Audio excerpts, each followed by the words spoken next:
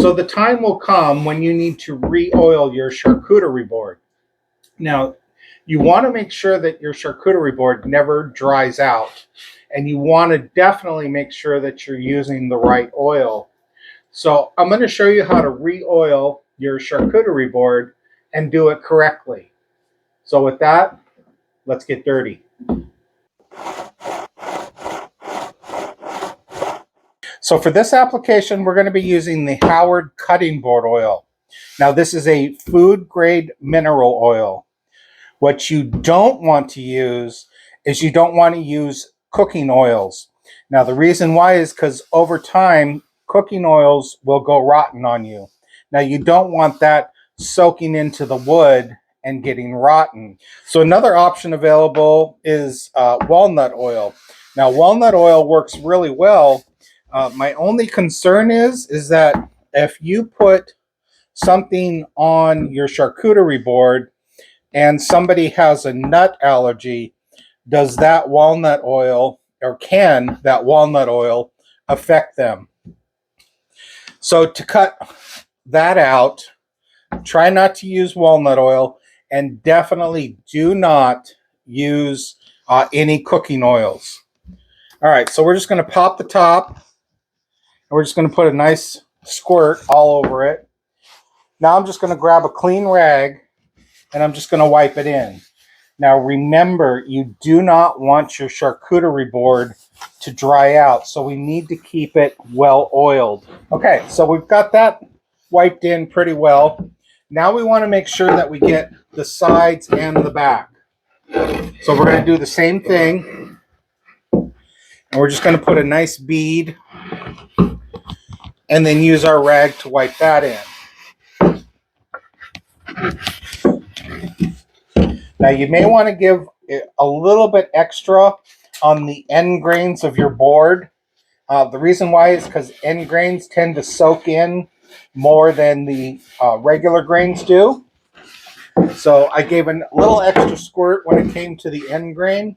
So if you're asking, what is end grain? Well, end grain is, see how you got your grains going this way?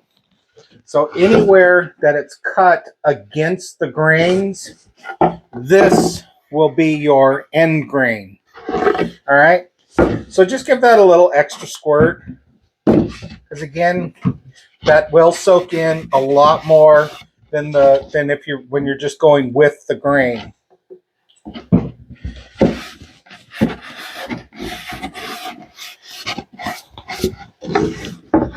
All right, so we have the front and the sides. Let's just hit the back real quick. Nice squirt. We're going to rub that in.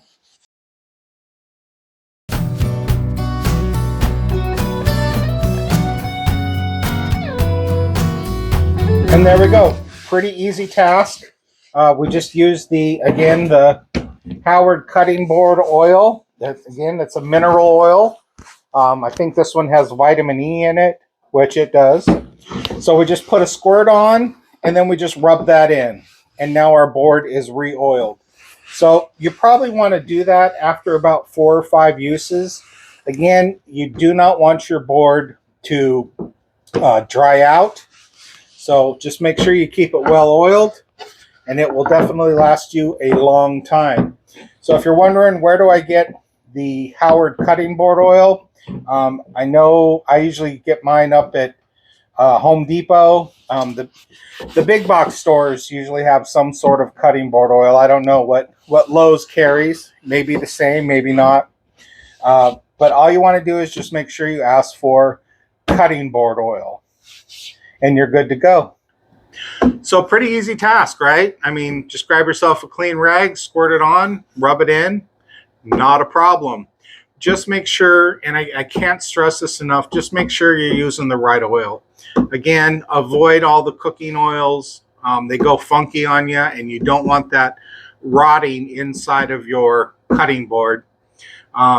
Just make sure you're using a cutting oil. Again, walnut oil is a good oil.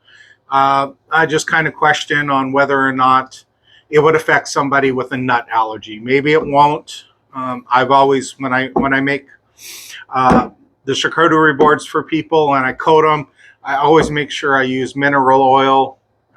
I avoid the walnut oil for that reason.